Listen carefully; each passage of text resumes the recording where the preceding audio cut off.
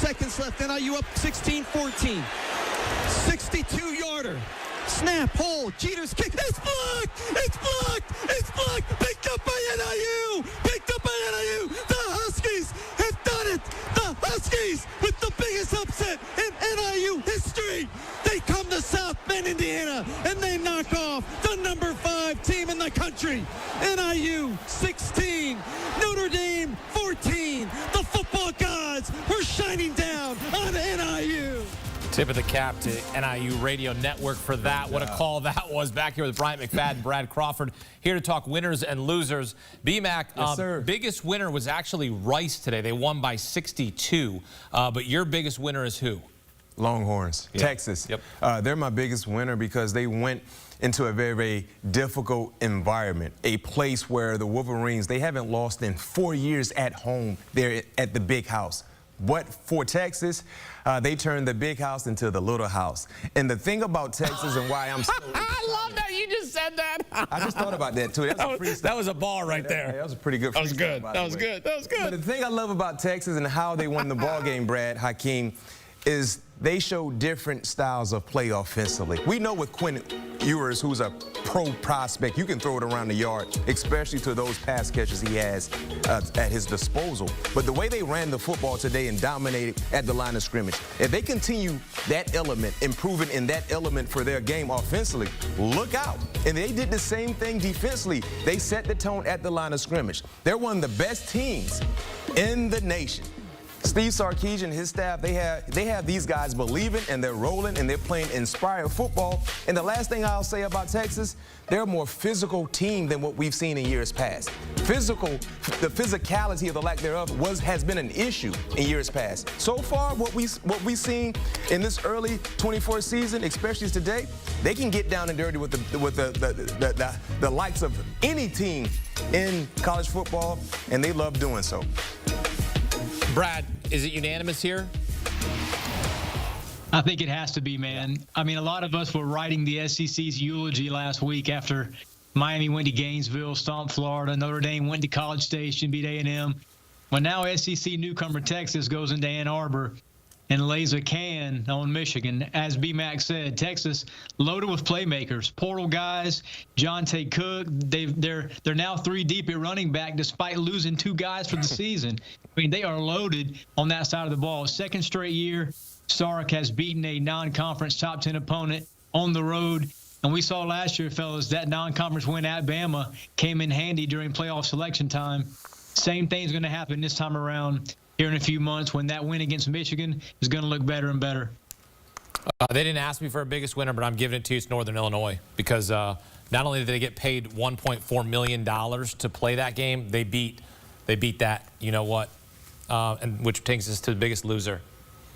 Who disappointed us the most? It's also unanimous, B-Mac. Good question.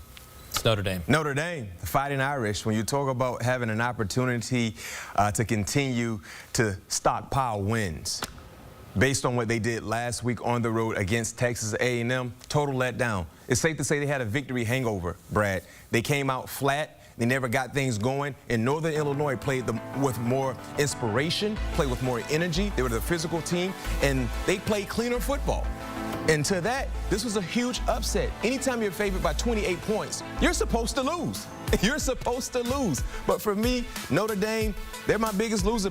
And I understand, mathematically speaking, we've already had this conversation. They still have a shot to get into the playoffs, but they have no room for error. They're not in a conference. They don't have the luxury of playing for a conference title to guarantee them a spot in the 12-team playoffs for this season. So they have no room for error. Played against a team that you're more superior than, you have more talent, and everything was in your favor to come out and just continue to stockpile wins. You lose today in that fashion. The Fighting Irish, they're my biggest loser. That's a very crucial point, man, because remember, the Irish are fighting for one of those 7 at-large playoff spots. They're not fighting for one of those 12 spots. It's 7 spots because we got 5 automatic bids to conference champions. As you mentioned, Notre Dame is an independent. We're talking about a team that in week 1 was the talk of college football. You know, went on the road, beat Mike Elko, Texas A&M, and we thought they were a unanimous top 10 team. Showed today that they aren't even a top 15 team right now. Marcus Freeman, this group has to play better. Riley Leonard was kind of off cue. several times at quarterback today. And the Notre Dame defense just did not come up with enough stops late in that game, and then had the blocked field goal, reminiscent of Michigan's loss to App State a long time ago. I was getting flashbacks there here in North Carolina. But, yeah, Notre Dame, man, did not pass the eye test today. And like we've mentioned, they're going to have to win out to make the playoff now, because the rest of the slate, though favorable, there's not many quality teams on it that are going to impress that committee, especially after this L they took in South Bend. Notre Dame takes on Purdue next week, a game you can see on CBS as we look ahead to Week 3. Brad, what's your matchup you're eyeing in Week 3?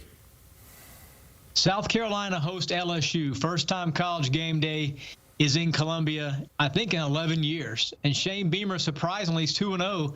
I mean, the win total for the Gamecocks to begin the year was 5.5. He's already got 2 wins, beat Kentucky today, only his 3rd road SEC win during his tenure. Then LSU, you know, they were sort of licking their wounds after that opening loss to USC. They beat Nichols tonight. This is the SEC opener for both teams. South Carolina with a win over LSU next week. They go to the top 25 the week after that, and Brian Kelly starting the season 1-2. We haven't mentioned hot seat in Baton Rouge, fellas, but if he starts 0-1 in the SEC with losses to Southern Cal and the other USC, there's some problems in Baton Rouge, and that's a very big game on my docket. Yeah, for me, this might not, spark your interest because it's not a ranked-on-ranked game.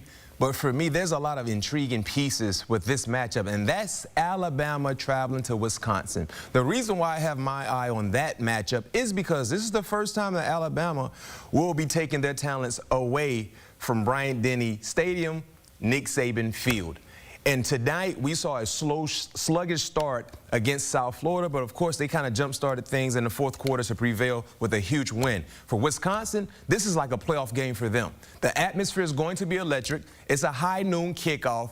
And when you look at what's going on in the Big Ten, the window of opportunity is there for a team like Wisconsin. This could be a signature win for their program early on in this season if they can find a way to upset Alabama. And can Alabama give us the same sound production on the road in a very, very hostile environment? Because it will be until they take the crowd out of the game based on what we've seen them do at home. Alabama, a very, very legit team on either side of the football field, have playoff aspirations, but all of that starts next week on the road against Wisconsin. And for me, when you look at the Big Ten, like I said, Wisconsin, the window of opportunity is open. When you look at what's going on with Michigan, we saw an upset with Iowa today. You can really open a lot of eyes if you take care of your business against a national ranked team in the Crimson Tide. Jump around at Camp Randall. Looking forward to that. Looking forward to the South Carolina LSU game. You got Brian Kelly, who's still angry, yelling at his kicker tonight. I mean, just a lot of passion. They got it done. They got it done. They got it done. But man, he needs to take some magnesium and just chill a little bit, right? Brad, appreciate you being back here on CBS Sports HQ. A Week 3 doubleheader on CBS. Notre Dame at Purdue, followed by Colorado State. We'll have complete coverage right here on CBS Sports HQ as we recap a busy day in college football.